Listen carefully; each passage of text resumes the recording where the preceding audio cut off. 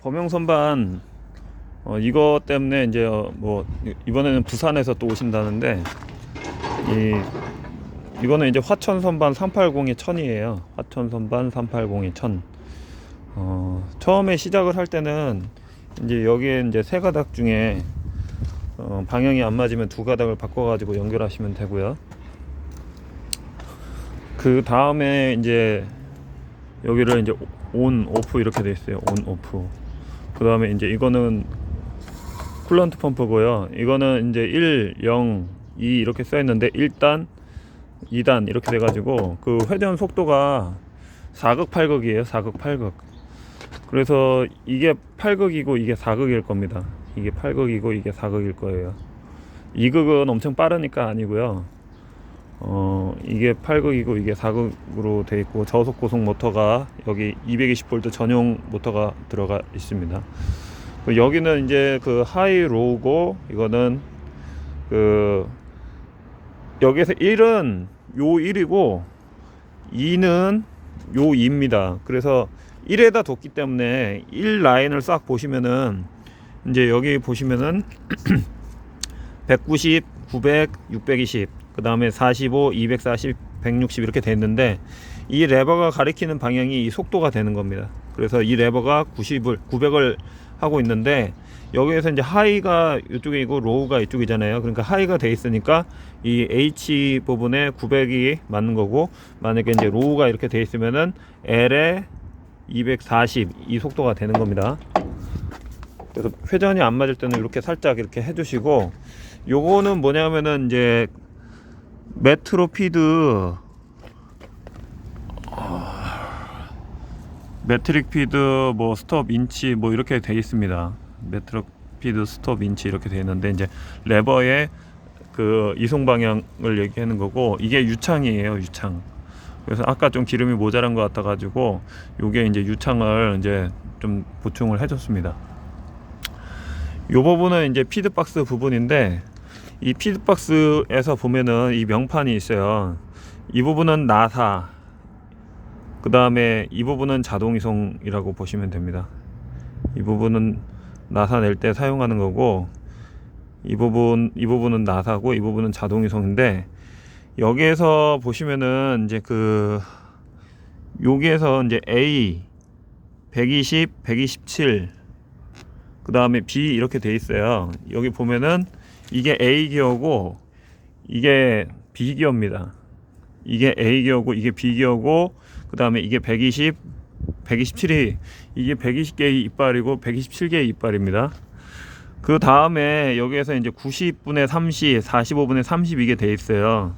그럼 여기 B분의 A가 어레인지먼트 오브 기어 이렇게 돼 있는데, 기어 이제 뭐 조정이라고 이렇게 생각하시면 되는데, 90분의 30, 90분의 30이면은 이게 90이고 이게 30이고, 그 다음에 이제 45분의 30은 이게 45고 이게 30인데 45가 이 체인지 기어입니다. 이 체인지 기어.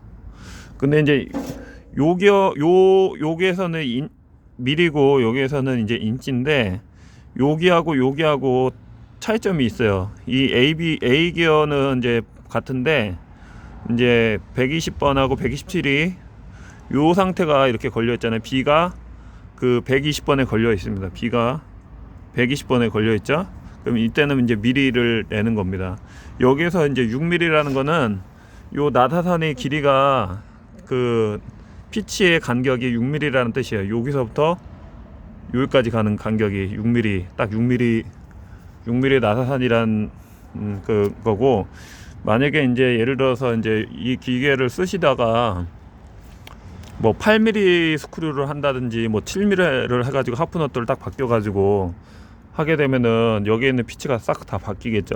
그거는 이제 실제로 가공을 하면서 이렇게 체인지 기어를 바꿔가면서 이렇게 하면은 이제 치수표가 또 달라지니까 이렇게 된다는 걸 아시면 되고, 그러면 이제 여기를 이렇게 하면은 여기 1.5 피치를 한다. 그러면은 이 상태에서는 3번에다가 여기 3번이잖아요. 3번 여기에서 그 3번에다가 이걸 빼가지고 이렇게 빼가지고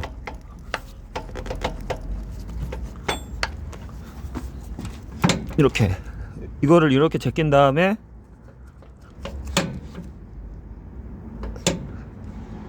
아이고 이렇게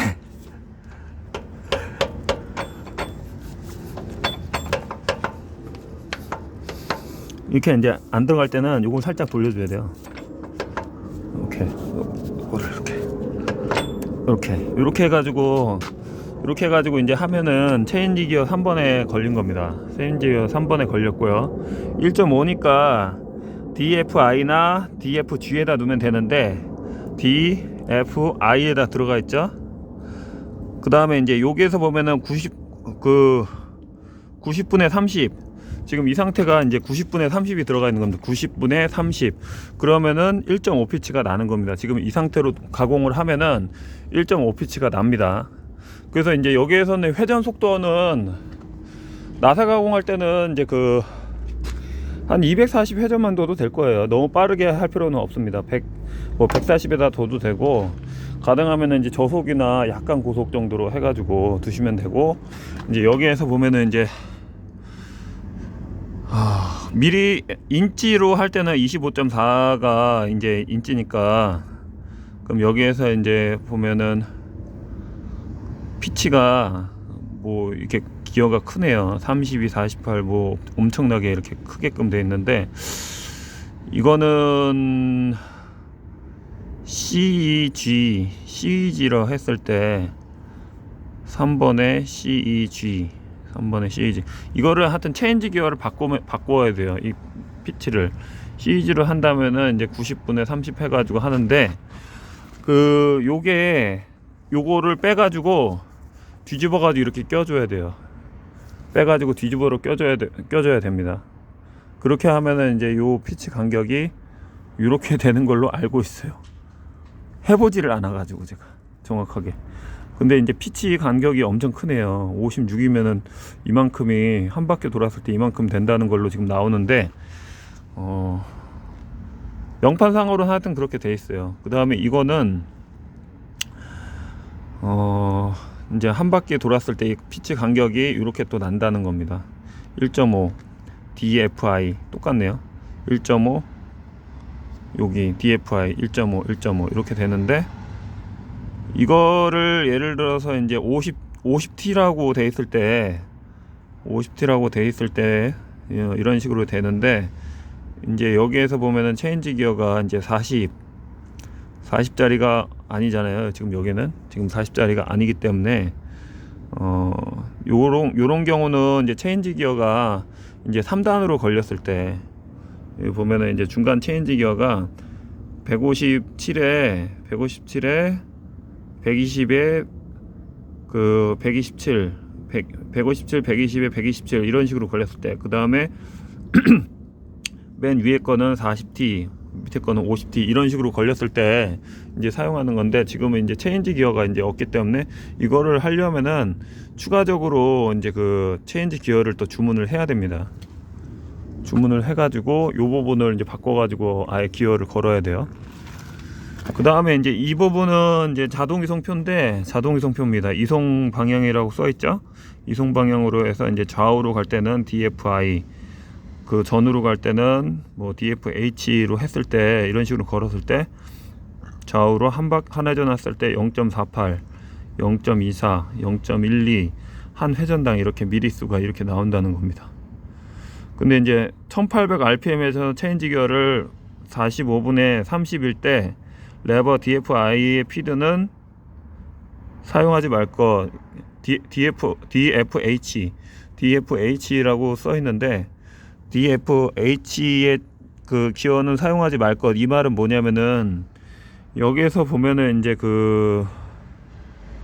45분의 요 상태에서 요거를 걸게 되면은 이송량이 엄청나게 빨라져 가지고 확 와버린다는 뜻입니다. 그래서 이제 기어 자체가 굉장히 문제가 될 수 있다, 그겁니다. 그래서 고속으로 이렇게, 결론은 이제 고속으로 할 때 피드라는 거는 이송이거든요.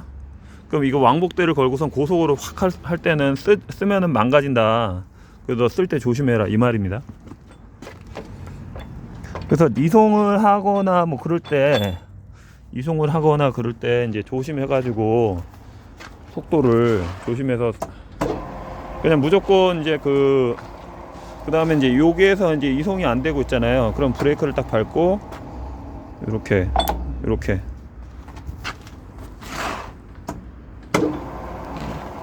속도를 이제 해주고, 이제 여기는 이제 그 왕복 이송대인데 이 부분을 에이프론이라고 해요. 앞치마처럼 생겼잖아요. 앞치마처럼. 그래서 미국에서는 에이프론이라고 합니다.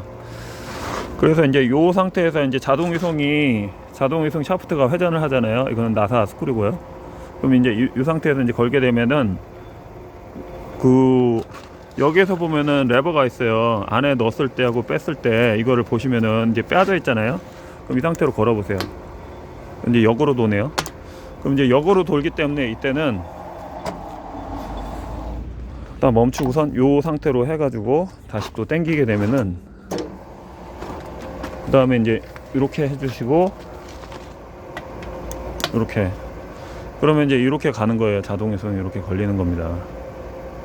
근데 이제 아까 테스트를 할 때 요게 이제 그 스톱바가 이렇게 있는데, 요게 이제 칫솔을 가공할 때 이렇게 이제 가공을 해가지고 여기서 멈추게끔 하려고 할 때 이게 필요한 거예요. 그럼 이제 더 이상 이제 안 되면은 여기서 이제 요렇게 걸어 볼게요. 그럼 이제 더 이상 가게 되면은 스프링이 딱 쳐지면서 여기에 있는 그 웜기어라고 하나? 그 기어가 탁 하고 빠져버립니다. 이걸 빼주면서. 이거는 이제 가공 치수가 정해져 있는 거를 이제 여러 번 가공을 할 때, 그리고 조금 약간 위험성이 있을 때 이거를 이제 그 스톱바를 해놓고선 이제 가공을 하면은 이제 그 안전하게 가공을 할 수가 있죠. 그리고 예를 들어서 이제 가공을 해야 되는데 뭐 정밀도를 유할 때 이제 이거를 많이 쓰고, 그 다음에 뭐 예를 들어서 화장실이 급할 때 그때는 뭐 할 수도 있고 안 할 수도 있는데, 너무 장축일 때, 그럴 때는 하루 종일은 뭐 이것만 볼 수가 없을 때는 이제 잠깐 이거를 사용해 가지고 하는 것 같습니다. 저는 이제 전문이 아니기 때문에. 그 다음에 이제 이 상태에서 이제 나사 가공을 할 때는 어떻게 하느냐, 그 이전에 이제 그 Z축을 한번 했잖아요. 그 다음에 이제 X축을 할 때는 이걸 딱 밀어줘요. 그 다음에 요거를 이렇게 딱 올려주면은 요 부분이 딱 돌아갑니다. 돌아가고 내려가면 이제 되고요. 그 다음에 이제 나사 가공 스크류는 이런 식으로 돼 있어요. 이런 식으로 돼 있는데 동시에 같이 돕니다. 동시에 같이 돌고요. 그 다음에 이거를 이제 중립으로 놔야 돼요. 여기 보면은 이 상태를 좌우, 전후, 좌우는 다 빼라, 전후는 다 집어넣어라, 나사는 중립으로만 해라, 이렇게 이 뜻입니다. 이 상태에서 이거를 올리면 안 돼요. 올리면 안 되고, 여기서 보면은 자동이송이 걸리고 자동이송이 풀리고 이거잖아요. 이 상태에서 이제 이거를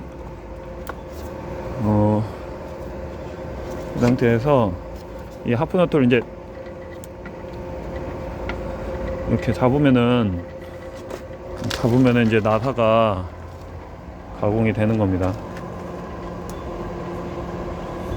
이렇게.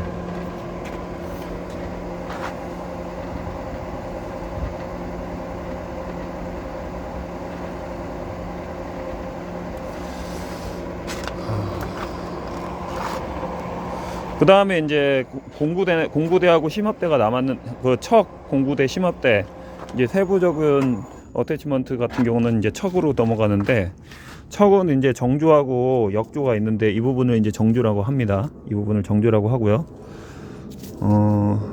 정조라고 하고, 정조는 이제 1번, 2번, 3번이라고 이렇게 되어 있습니다. 1번, 2번, 3번, 이 부분을 핸들을 돌려가지고 벌려주고 높여주고 하는데, 번호가 여기 1번, 2번, 3번 이렇게 그거 맞춰가지고 해주고, 역조는 이렇게 생겼고요. 그 다음에 이제 공구대 같은 경우는 이제 이 부분을 이제 돌려가지고 이렇게 사용해 주시면 되죠. 이거는 뭐 말할 필요도 없이 이건 다 아시겠죠. 그 다음에 이제 슬라이드 심압대 같은 경우도 이렇게 해주시고, 더 끝까지 빼면은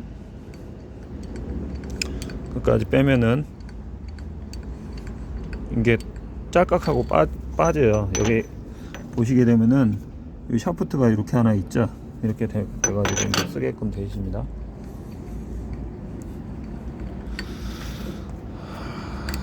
이렇게 돼 있고요. 그 다음에 이제 한 가지 팁을 드리자면은 이제 이 부분이 이는 가공은 이제 380이 750인데 380에 여기를 기준으로 380이라는 거는 여기서부터 여기까지가 380입니다. 여기서 재는 거 아니에요. 여기서부터 여기까지가 380이고, 그 다음에 이제 750이라는 거는 여기 전면에서부터 여기까지가 이제 심압대의 센터까지 길이를 이제 가공 길이 최대 거리를 이제 750이라고 보는데, 일반적으로 그 선반의 길이를 선반에 대해서 사이즈를 얘기할 때 세 가지가 있어요. 저한테 이제 물어보시는 분들이 있는데, 뭐냐면은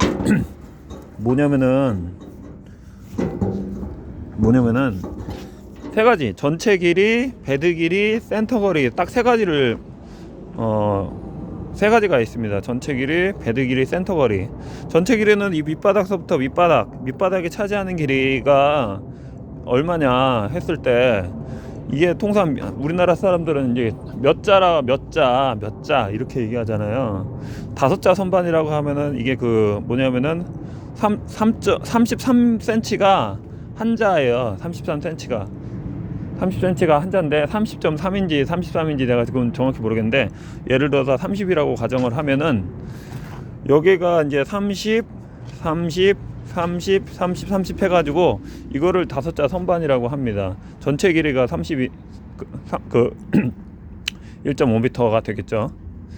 그 다음에 이제 베드 길이라고 하면은 이거는 실제로 베드 길이가 이게 베드입니다. 여기서부터 여기까지가. 그러면은 이 길이를 쟀을 때는 실제로는 한 1200이나 뭐 1150이나 뭐 이 정도 될 거예요. 그 다음에 이제 센터 거리. 그래서 실제로 이제 그 선반을 찾으실 때 뭐 6자 선반 찾으시잖아요. 근데 이제 묻는 분들이 이제 여러분들이 계세요. 뭐냐면은 일반적으로 6자 선반, 저 6자 선반이 필요해요, 이렇게 말씀하세요. 그러면은 6자 선반이 사장님 전체 길이가 6자예요? 아니면은 뭐 일반적으로 6자 선반이라고 하는 말은 밑에 사이즈가 6자를 얘기하는 거예요. 밑바닥 사이즈가 6자 선반은 전체 길이가 1800이거든요. 그럼 460에 1000을 얘기합니다. 1000이라는 거는 센터 거리가 1000 정도 되면은 밑바닥 사이즈가 1800이 나옵니다. 왜 1800이 나오냐? 여기서부터 여기까지 길이가 약 1m가 안 되고, 여기서부터 여기까지가 한 뭐 600mm 정도 됩니다. 그러면은 다 하면은 1800에서 1900 정도 해가지고 460에 1000 6자 선반 이렇게 얘기를 하고. 근데 이제 그렇게 얘기하시는 분들이 또, 그러면 사장님 가공을 얼마나 하시나요? 그러면은 가공은 우리 옆집 같은 경우는 한 2m 정도 가공하던데요? 그렇게 얘기하세요. 또 6자 선반 필요한다고 하시더니 실제로 가공은 뭐 2m가 가공을 하신대요. 그러면은 그게 뭐냐면은 2m 가공 길이가 2m 2000을 가공하고 이 심압 기어 박스하고 센터 거리를 재고 2000이기 때문에, 그러면은 실제로는 길이가 이제 이 선반이 이제 2000짜리 선반인데, 이거는 길이가 여기에서 보시게 되면은 이거 지금 이것까지 까고 있네요. 지금 이게 척 사이즈가 늘어나요. 이만큼 해도 1m가 넘을 겁니다. 이게 크죠. 그래서 실제로는 이게 580에 2000 정도 되면은 2m를 가공하지만은 실제로는 3m가 넘습니다. 3m가 한 500이나 뭐 그 정도 될 거예요. 그러니까 길이가 갑자기 커지는 거죠. 길이가 갑자기 커지는 거 아니고 생각 외로 선반 사이즈가 큽니다. 그래서 이제 선반을 사이즈를 정의하는 기준은 전체 밑바닥 길이, 지면을 차지하는 밑바닥 넓이 길이, 그 다음에 이제 베드 길이, 그 다음에 센터 거리, 이렇게 딱 보셔가지고 저한테 얘기해 주시면 됩니다. 이게 저한테 이제 전화하시는데 그럴 때마다 참 난감한 경우가 많이 있어가지고 2m를 가공한다고 하시는데 6자 선반을 찾아요. 그래서 제가 참 난감할 때가 있었어요. 그래서 하여튼 기준은 이렇게 됩니다. 예, 이상입니다.